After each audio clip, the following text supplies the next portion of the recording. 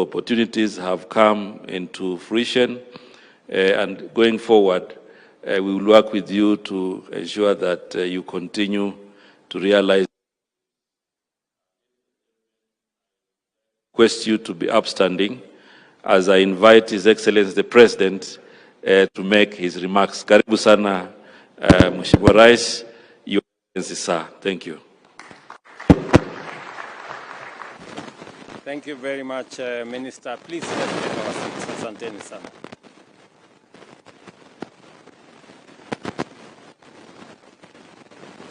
Thank you very much. Excellencies, honorable members present,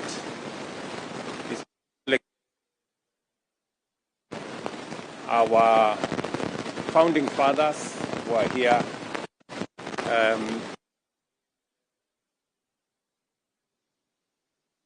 I'm honored to join you this evening to celebrate Kicc's 20 years of transformative contribution to Kenya's socio-economic development, a milestone that highlights the power of partnership and collaboration between the government and private sector in driving national progress. Over the past 20 years or 2 decades, Kenya's economy has experienced extraordinary growth. A consistent GDP growth rate of 5.6%,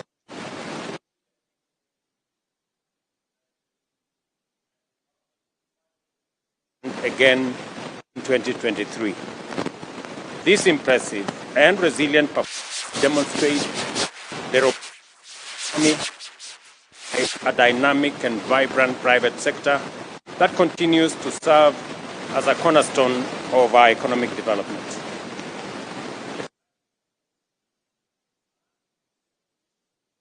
Critical areas of our economy, from agriculture, which employs over 40% of Kenyans, the service sector, services drive innovation and growth. Tourism has also played a pivotal role with accommodation and food services recording a growth of 26% in the second quarter of this year. Together, these sectors form the bedrock of our shared prosperity. Recognizing the central role of the private sector, the government of Kenya has prioritized creating a conducive environment for business through initiatives that are being undertaken by my friend Salim Vuria and the State Department's charge. These platforms facilitate continuous dialogue between government and the private sector, ensure the implementation of necessary reforms, and promote policy alignment to drive economic growth. I have had occasion to engage Kicc in roundtables, I think 3 times, and it has been a very informative conversation. I have also asked the ministry responsible for this space to have continuous engagement, especially when we are formulating policy positions, when we are looking at what areas that we need to intervene. And I'm very happy that that conversation is ongoing. We just need to scale it up. Our collaboration has already yielded significant outcomes, including the introduction of incentives for manufacturing, e-mobility, and special economic zones. These measures, alongside streamlined tax refund mechanisms, have boosted investor confidence and enhanced Kenya's global competitiveness. You all remember when we had this conversation about tax refunds. And we made the decision that because we were having a monster of a problem that seems to be non-ending, we took the policy decision and passed it in Parliament that if KRA owes your business and in 6 months they are unable to pay you, the next time you're supposed to pay KRA, deduct the money that they are supposed to pay you before you pay your taxes. That way, we make sure that we have a win-win arrangement, that if KRA delays in paying your refunds, there is no justification for you to pay the next until you get your refunds. So you net off, and I think it's managed to improve things on both sides. I think KRA are now much more forthcoming whenever they are processing those refunds. These measures, alongside streamlined tax mechanisms, have boosted investor confidence and enhanced our competitiveness. On the macroeconomic front, deliberate policy interventions have stabilized the Kenya shilling, leading to a 20% appreciation from Kenya shillings 162 to the dollar in February 2024 to Kenya shillings 129 today. Inflation has fallen to a 17-year low, declining from 9.6 in September 2022 to 2.8 this month. Additionally, foreign exchange reserves have surged to US dollars 9.5 billion, ensuring robust import cover and strengthening our financial markets. You all remember 2 years ago we had a big challenge. In fact, the first group that I met were the oil marketers. And the oil marketers were really in trouble because we spend close to $500 million every month to service our oil products imports. It was a big challenge, and we managed to design an innovative mechanism working with local banks and structured what many people did not think it was going to work. But today, we have a working mechanism that has removed pressure from banks. I remember banks had become rationing dollars that are available to importers. We have since resolved that issue, and I am very confident about the future, that even companies that could not remit, dividends to foreigners, and they had to wait for months to be able to do that, that challenge has now been removed, sorted out, because we have consistently worked with the private sector to identify areas of collaboration and partnership that would help to resolve the challenges that face our economy. I must say here that for the first time, I realized why a big bank is necessary. Because all the other banks took off, and we were left with Kenya Commercial Bank, and they sorted us out. Congratulations, Kenya Commercial Bank, for standing in the gap. Subsequently, many other banks have come on board, and we are now working together with confidence with all the other banking institutions. The outcome, PPPs can mobilize private capital and expertise while reducing the fiscal burden on the government. Moving forward, we are expanding this model to critical sectors, including transport, energy, water, and affordable housing, to ensure sustainable and efficient delivery of projects that transparently and efficiently meet the needs of our people. Let me say this, that private-public partnership is the way to the future. We are currently in consultation on how to deliver universal health coverage. And one item that is critical to the delivery of universal health coverage is equipment in our hospitals, whether we are talking about MRI equipment, whether we are talking about dialysis equipment, and many other equipments that are necessary for the delivery of UHC. Of course, apart from human capital that we require, and apart from medical commodities that we require. And we have agreed in a structured manner with all the stakeholders, including our county governments, that using the model that we used before under the managed equipment service, we have improved on that model. In that model, we contracted suppliers who supplied equipment, and we used the equipment to deliver service. We paid the suppliers for that equipment over time.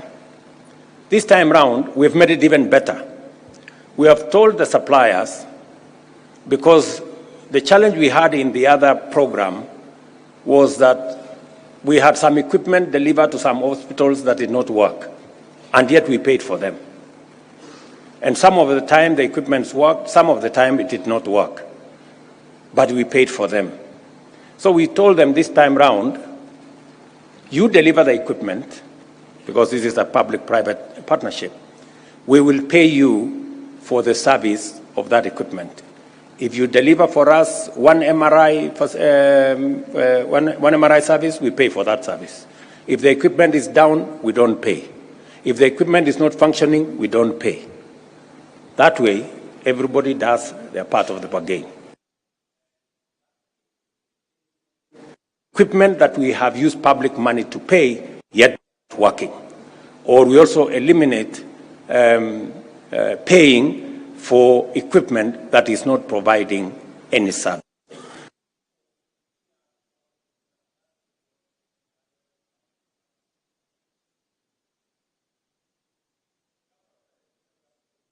That you can fly from Dubai 5 hours, but you can also spend 3 hours.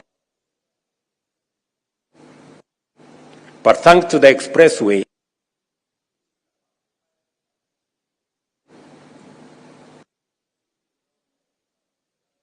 did not put any money in the expressway. It was built by the private sector. We gave them a long-term lease of 27 years. They will recover their money from the tolling, and we are all happy. We can now take between 10 and 15 minutes to be in the city center. We don't have to spend 3 hours. I guess it works for everybody. It works for the private sector, it works for the public sector, it works for all of us who use that facility. And that is how the future is going to look like, because it provides us a win-win arrangement. Unless the private sector represented here don't see the opportunity.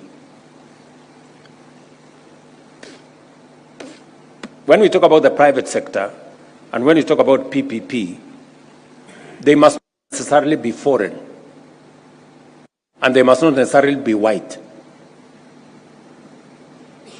Yeah?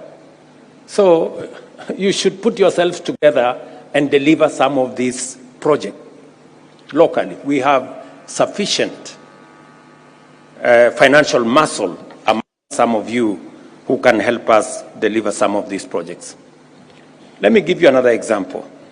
The governor of Nairobi again has said ably how we are going to give him 140 million liters every day beginning shortly, because we have just completed the project, the Northern Collector.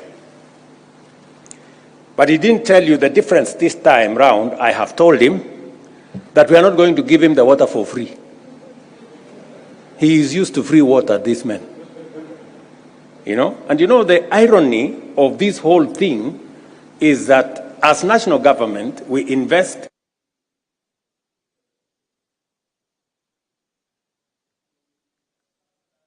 deliver water to utilities.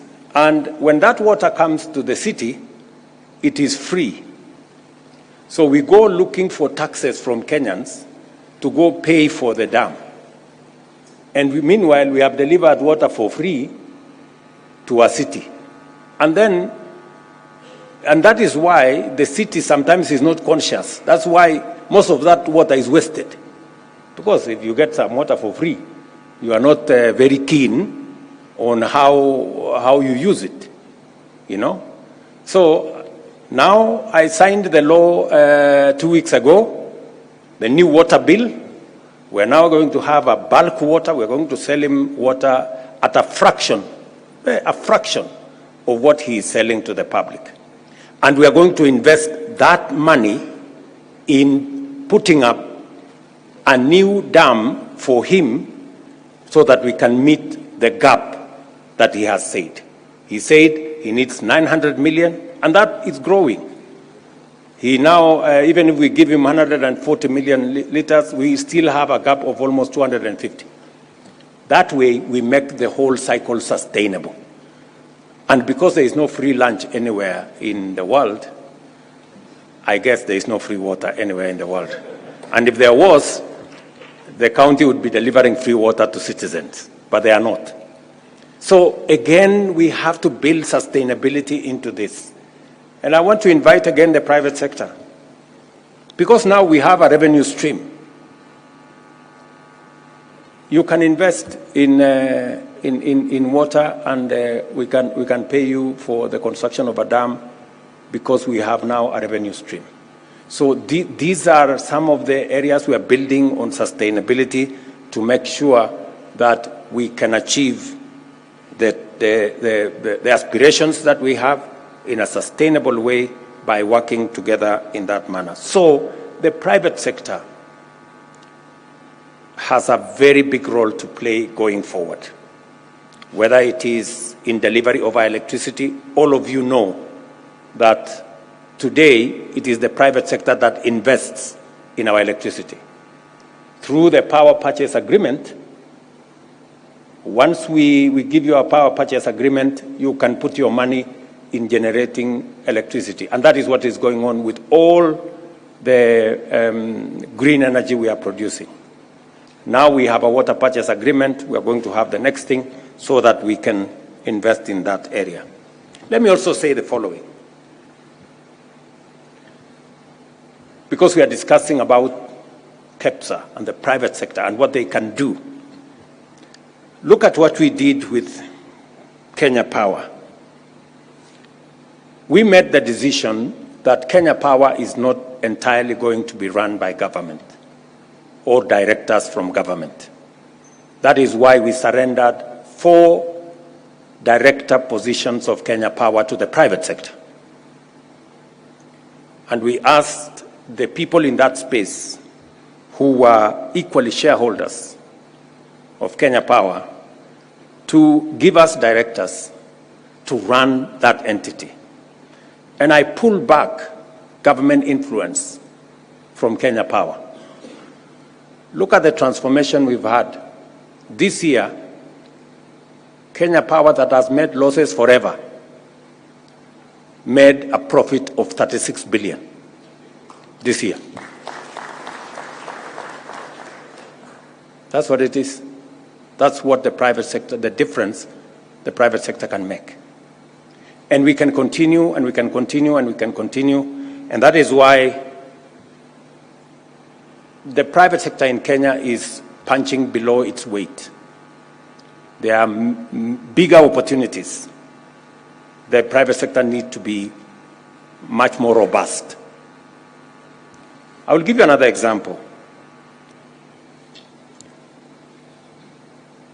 We are, as a country, we have the 3rd largest livestock herd in Africa.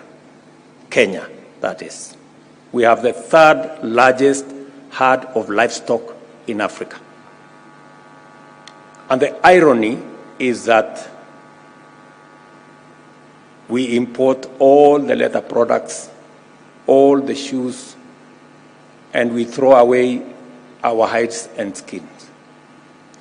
I have looked for a guy called Rao. I have begged him.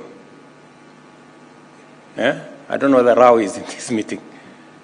And I have really been on his case because he happens to have an idea of what we can do around leather, because at least he's producing local leather in Kenya. And we want to support that enterprise. I was talking today to the pastoralist community in Kenya, why we need to do more professional flaying of removing of the skin, that is, and hides. Why we need to do more in that space to invest. And I have made a decision that Kenania, which has been a big challenge here, by January it should be working, so that we can do more around leather. We can expand our leather products and make sure that we take the country to the next level. Again, to the private sector, there is huge opportunity in the leather space.